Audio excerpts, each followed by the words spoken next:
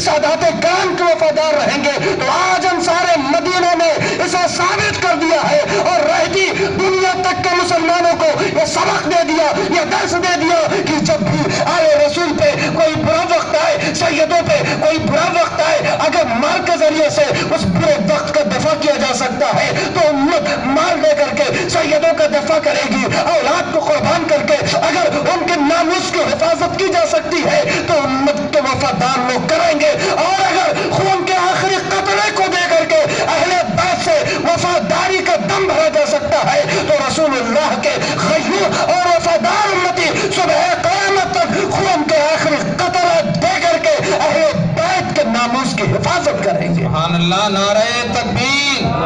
نعرہ رسالت، جشن شہید اعظم، مفکر اسلام، سبحان اللہ سبحان اللہ۔ قرآن پاک کے اوراق اہل بیت کی فضیلت سے جگمگا رہے ہیں، اور یہ فضیلت کیا کم ہے کہ اللہ تبارک و تعالیٰ اپنے کلام میں جو ہمیشہ سے ہے اور ہمیشہ رہے گا اہل بیت کا ذکر فرما رہا ہے، یعنی ذکر اہل بیت بھی اب اسے دوام مل گیا۔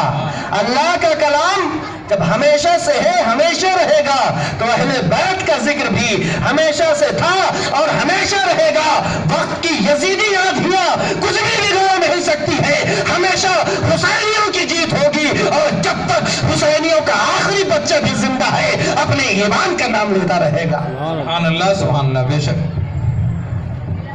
کلام پاک میں اللہ فرماتا ہے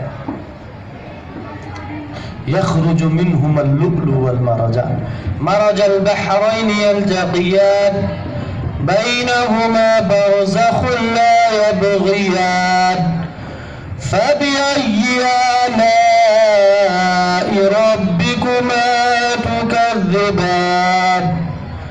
يخرج منهما اللؤلؤ والمرجان صدق اللہ العظیم۔ کہ جو دو دریا آپس میں مل گئے، مرج البحرین یلتقیان، دو سمندر، دو بحر، دو سی، دو ساگر آپس میں مل گئے، بینہما برزخ لا یبغیان، اور ان کے درمیان کہہ لیجئے ایک طرح سے ڈیوائیڈر ہو گیا کہ ایک دوسرے میں بہت زیادہ لا یبغیان، کہ ایک دوسرے میں انٹرفیئر نہیں کریں گے۔ تو جب دو ساگر آپس میں مل گئے تو دونوں کے ملاپ سے دو چیزیں پیدا ہوئی جنہیں موتیوں سے تعبیر فرمائے، ایک لولو اور دوسرے مرجان۔ مفسرین کرام بیان فرماتے ہیں دو ساگر، دو دریاؤں سے مراد یہاں علی و فاطمہ کی ذات ہے۔ سبحان اللہ۔ اب ایک ساگر بحر علم و معرفت اگر مولا علی ہے تو بحر عفت و طہارت فاطمہ الزہرا ہے۔ جب علم و معرفت اور عفت و طہارت دونوں دریا آپس میں ملے تو دو موتی نکلے، ایک موتی کا نام لولو کی شکل میں حسن مجتبی اور دوسری موتی کا نام شہزادہ گلگو قبا شہید ظلم و جفا امام حسین شہید کرب و بلا ہے۔ یہ کلام پاک میں ذکر ہے ان بزرگوں کا۔ ایک اور آیت پڑھ دیتا ہوں، آیت درود اتری، آیت درود نازل ہوئی، ان اللہ وملائکتہ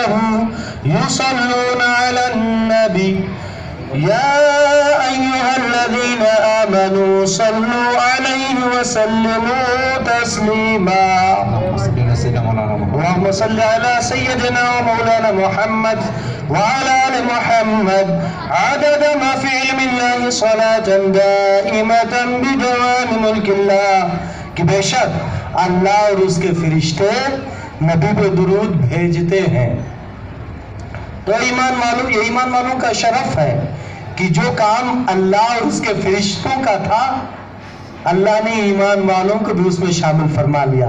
تو ایمان والوں تم بھی اپنے نبی پہ خوب خوب درود و سلام بھیجو۔ اب جب یہ آیت اتری تو صحابہ کرام کو بڑا کنفیوژن ہوا کہ درود پڑھیں کیسے ہیں؟ ہم اپنے الفاظ سے پڑھیں گے تو ہو سکتا ہے کوئی نقص رہ جائے، کوئی کمی رہ جائے، اس لیے کہ ہماری زبانیں بھلے صحابیت کی وجہ سے پاک ہیں مگر بہرحال ہماری زبانیں رسول اللہ کی زبان کے برابر نہیں ہو سکتی ہیں۔ تو جب صحابہ کی زبانیں رسول اکرم علیہ السلام کی زبان کے برابر نہیں ہو سکتی تو اس امتی کا جسم رسول کے جسم کے برابر کیسے ہو سکتا اور امتی نبی کے برابر کیسے ہو سکتا ہے؟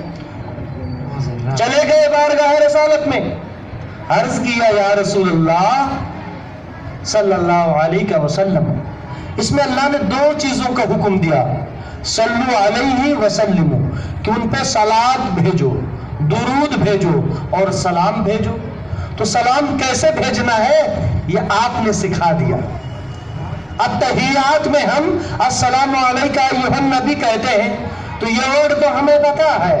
لیکن یا رسول اللہ آپ بتا دیں کہ ہم آپ پہ درود کیسے بھیجیں، کس طریقے سے آپ پہ درود بھیجیں؟ تو پیارے آقا علیہ السلام نے انہیں کہا تم ایسے درود بھیجو، درود ابراہیمی کہ اللہم صلی علی محمد وعلی آل محمد کما صلیت علی ابراہیم وعلی آل ابراہیم انکا حمید مجید، اللہم بارک علی محمد وعلی آل محمد کما بارکت علی ابراہیم وعلی آل ابراہیم انکا حمید مجید۔ اے اللہ، اے میرے پالنہار، محمد اور آل محمد پہ ایسے درود نازل فرما جس طریقے سے تو نے ابراہیم اور ان کی آل پہ درود نازل فرمائی، اور اے اللہ محمد اور آل محمد پہ ایسے برکتیں نازل فرما جیسے تیری برکتیں ماضی میں ابراہیم اور ان کی ذریت ان کی آل پہ نازل ہوئی ہیں۔ پیارے آقا علیہ السلام نے اس آیت درود میں اپنے اہل بیت کو بھی شامل فرما لیا، آل محمد کو بھی شامل فرما لیا۔ اب جو نمازی نماز میں درود بھیجے گا، بھلے ہی حسین کو وہ باغی کہے اور یزید کو امیر المومنین کہے، مگر اس کا عمل، اس کی نماز اس سے کہلوائے گی کہ تو نماز سے باہر یزید کو تو امیر المومنین کہہ سکتا ہے، رضی اللہ عنہ کہہ سکتا ہے، مگر جب تو حالت نماز میں ہوگا، اللہ سے سب سے قریب ہوگا، تو اس میں یزید اللعین کا ذکر نہیں ہوگا بلکہ آل محمد کا ذکر ہوگا، اور تو مجبور ہوگا نبی اور آل نبی پہ درود و سلام بھیجنے پر۔ سبحان اللہ سبحان اللہ، بے شک بے شک۔ ہو سکتا تھا کہ نماز کے باہر کوئی درود نہ بھیجتا، مگر امام شافعی کی ایک روایت کے مطابق تو نماز میں درود واجب ہے۔ علماء کرام تشریف فرما ہوتے ہیں، یعنی جب تک درود نہیں بھیجیں گے نماز ہوگی نہیں، کامل نہیں ہوگی، اور ہمارے ہاں واجب نہیں ہے، لیکن تمامیت کا اطلاق اس پہ نہیں ہوگا، اور جو نماز کی فضیلتیں ہیں ان فضیلتوں میں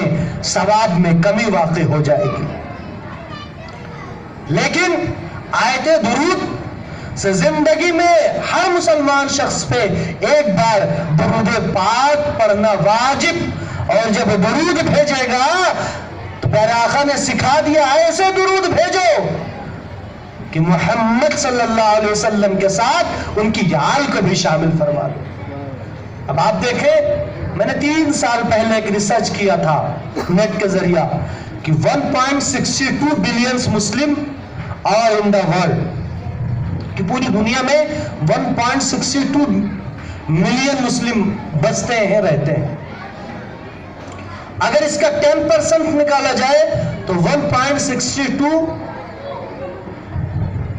ملین ہوتے ہیں۔ اب کہیں سورج ڈوب رہا ہے تو کہیں سورج نکل رہا ہے، تو کہیں فجر کا وقت ہے تو ساتھ میں کہیں ظہر کا وقت ہے، ایک طرف کہیں ظہر کی نماز ہو رہی ہے تو کہیں عصر کی نماز، تو کہیں ظہر اول وقت میں ہے تو کہیں آخر وقت میں ہے، تو کہیں عصر کا اول وقت کچھ اور ہے اور کسی امام کے ہاں کچھ اور ہے۔ یعنی